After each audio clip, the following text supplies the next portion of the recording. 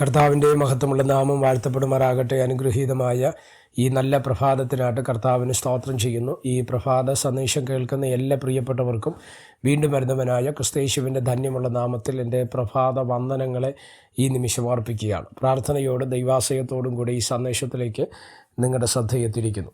ലൂക്കോസ് എഴുതിയ സുവിശേഷം 2-ാം അധ്യായം അതിൻ്റെ 26-ഉം 27-ഉം വാക്യങ്ങൾ. കർത്താവിൻ്റെ ക്രിസ്തുവിനെ കാണും മുൻപേ മരണം കാണുകയില്ല എന്ന് പരിശുദ്ധാത്മാവിനാൽ അവൻ അരുളപ്പാടുണ്ടായിരുന്നു. അവൻ ആത്മനിയോഗത്താൽ ദൈവാലയത്തിൽ ചെന്നു.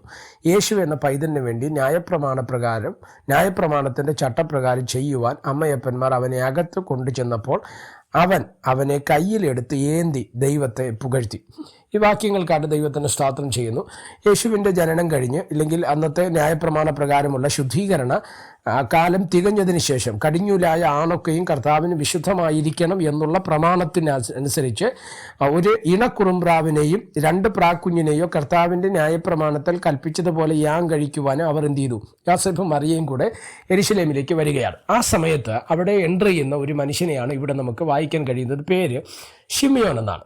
അവിടെ പറയുന്നത്, ശിമിയോനെ കുറിച്ച് പറയുന്നത് സ്തോത്രം, ഈ മനുഷ്യൻ നീതിമാനും ഇസ്രായേലിൻ്റെ ആശ്വാസത്തിനായി കാത്തിരിക്കുന്നവരും ആയിരുന്നു. പരിശുദ്ധാത്മാവും അവൻ്റെ മേൽ ഉണ്ടായിരുന്നു.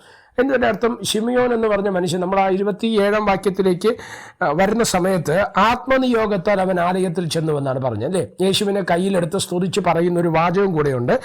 അതെ, ഇപ്പോൾ നാഥ, തിരുവചനം പോലെ നീ അടിയനെ സമാധാനത്തോടെ വിട്ടയക്കുന്നു. ജാതികൾക്ക് വെളിപ്പെടാനുള്ള പ്രകാശവും നിന്റെ ജനമായ ഇസ്രായേലിൻ്റെ മഹത്വവുമായി നീ സകല ജാതികളുടെ മുൻപിൽ ഒരുക്കിയിരിക്കുന്ന നിന്റെ രക്ഷയെ എൻ്റെ കണ്ടുവല്ലോ. അപ്പം ഇവിടെ എല്ലാം ഒരു കാത്തിരിക്കുന്ന ഒരു വിഷയത്തെ നമുക്ക് അവിടെ കാണുവാൻ തക്കവണ്ണം കഴിയുന്നു. എന്താണ് ശിമിയോൻ എന്ന മനുഷ്യൻ കാത്തിരുന്നത്? നമ്മൾ പഴയ നിയമ ഭാഗങ്ങളിലൊക്കെ നമ്മൾ മനസ്സിലാക്കേണ്ട ഒരു കാര്യം, അന്ന് ഈ പുസ്തകങ്ങൾ, പഴയ നിയമ പുസ്തകങ്ങളെല്ലാം എഴുതപ്പെട്ടത് തന്നെ തോൽ ചുരുളുകൾ എഴുതി രേഖപ്പെടുത്തി വെക്കുന്ന ഒരു പതിവാണ് അന്നുണ്ടായിരുന്നത്. അപ്പോൾ അതിനകത്തെല്ലാം ഒരു കാലപരിധിയുണ്ട്. അത് ചില ആണ്ടുകൾ കഴിയുന്ന സമയത്ത് അതിന് കേടുകൾ വരാം. അപ്പോൾ കേടുകൾ വരുന്നതിന് മുൻപായിട്ട് അടുത്ത തോലുകളിലേക്ക് ഇതെന്ത് ചെയ്യും? പകർത്തി എഴുതുന്ന ഒരു ക്രമീകരണം അന്ന് ന്യായപ്രമാണ കാലഘട്ടത്തിനകത്തുണ്ട്. അപ്പോൾ അങ്ങനെ എഴുതുന്നവരുടെ കൂട്ടത്തിൽ ഉണ്ടായിരുന്ന ഒരാളാണ് ഈ ശിമിയോൻ. അപ്പോൾ മെശിഹാ പ്രവാചകന്റെ പുസ്തകത്തിനകത്ത് കാണപ്പെടുന്ന ഒരു ഭാഗമുണ്ട്, കന്യക ഗർഭിണിയായ ഒരു മകനെ പ്രസവിക്കും എന്ന് പറയുന്ന ഭാഗം. ഈ എഴുതുന്ന വേളയിൽ ഈ ഭാഗം ശിമിയോന്റെ ശ്രദ്ധയിൽപ്പെടുന്നു എന്നാണ് ചരിത്രം രേഖപ്പെടുത്തുന്നത്. അപ്പോൾ അങ്ങനെ ശ്രദ്ധയിൽപ്പെട്ടിട്ട് ശിമിയോൻ അതൊരു ചോദ്യമായിട്ടത് മാറി, കന്യക ഗർഭിണിയായി മകനെ പ്രസവിക്കും, ഇതങ്ങനെ സംഭവിക്കും എന്നുള്ള ഒരു ചോദ്യം അവൻ്റെ ഉള്ളത്തിനകത്ത് വെളിപ്പെടുകയും പിന്നത്തേതിൽ ദൈവാത്മാവിനാൽ ഇല്ലെങ്കിൽ ആ സ്വപ്നത്തിലോ ദൈവാത്മാവിനാലാണോ ഒരു ആലോചന ശിമിയോന് വെളിപ്പെടുകയാണ്. ഈ ചോദ്യത്തിന് മറുപടി, നീ കാണുന്നത് വരെയും നീ എന്ത് ചെയ്യത്തില്ല? മരണം കാണുകയില്ല. അവിടെ നമ്മൾ വായിക്കുന്ന അങ്ങനെയാണ്, കർത്താവിൻ്റെ ക്രിസ്തുവിനെ കാണും മുൻപ് മരണം കാണുകയില്ല എന്ന് പരിശുദ്ധാത്മാവിനാൽ അവൻ അരുളപ്പാടുണ്ട്. അപ്പോൾ ദൈവം പറഞ്ഞൊരു ആലോചനയുടെ നിവർത്തീകരണമാണ് അവിടെ നടക്കുന്നത്, അല്ലേ? പടുവൃദ്ധനായ ഈ ശിമിയോൻ സ്തോത്രം പറയുകയാണ്, ഇനി സമാധാനത്തോടെ എന്നെ എന്ത് ചെയ്യണം? വിട്ടയക്കണം എന്ന് പറയുന്ന ഒരു ഭാഗമുണ്ട്. എൻ്റെ അർത്ഥം, വാർദ്ധക്യത്തിൻ്റെ ഏറ്റവും അവസാന മേഖലകളിൽ എത്തി നിൽക്കുന്ന, അല്ലെങ്കിൽ മരണത്തിൻ്റെ അടുത്തു നിൽക്കുന്ന ഒരു തലം. പക്ഷേ ഒരു വാഗ്ദത്ത നിവർത്തീകരണം അദ്ദേഹത്തിൻ്റെ ജീവിതത്തിനകത്തുള്ളത് കൊണ്ട് അത് സംഭവിക്കും വരെ മരണം നീ കാണുകയില്ല. എന്നെ ശ്രദ്ധിക്കുന്ന പ്രിയമുള്ളവരെ, ഇന്ന് പ്രഭാതത്തിൽ ഈ സന്ദേശം നിങ്ങൾ കേൾക്കുമ്പോൾ ഏതെങ്കിലും വാഗ്ദത്തങ്ങൾ, ഏതെങ്കിലും ആലോചനകൾ, ഏതെങ്കിലും പ്രവചന ശബ്ദങ്ങൾ വെളിപ്പെടാതെ നിവർത്തിയാകാതെ നിങ്ങളുടെ ജീവിതത്തിനകത്ത് മറഞ്ഞു കിടപ്പുണ്ടെങ്കിൽ അതിൻ്റെ പ്രഭാതത്തിൽ വെളിപ്പെട്ട് വരിക തന്നെ ചെയ്യും.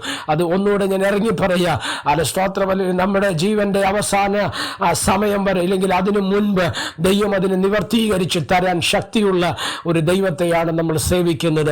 അത് നമ്മുടെ ഒരു മലയാള ഭാഷ ഉപയോഗിച്ചാൽ, അല്ല, നമ്മൾ ശവപ്പെട്ടിക്കകത്ത് കയറുന്നതിന് മുൻപ് നമുക്ക് വേണ്ടി ദൈവം പറഞ്ഞ എല്ലാ ദൂതുകളും അതിൻ്റെ വാഗ്ദത്തങ്ങളും അത് നിവർത്തീകരിക്കപ്പെടുക തന്നെ ചെയ്യും.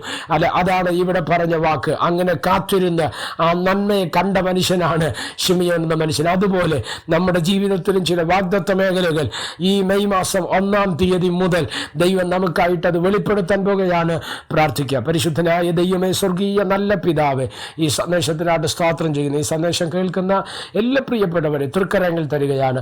അവിടെ നിന്ന് ചെറുകടിയും മറയ്ക്കുകയും സഹായിക്കുകയും അനുഗ്രഹിക്കുകയും ചെയ്താട്ട് ഈ സന്ദേശം അനേകായിരങ്ങൾക്ക് വിടുതലും സൗഖ്യത്തിനും നന്മയ്ക്കും കാരണമായി മാറുവാൻ സ്വർഗമിടവരുത്തും. മഹത്വം അങ്ങേക്ക് യേശു കർത്താവിൻ്റെ നാമത്തിൽ തന്നെ.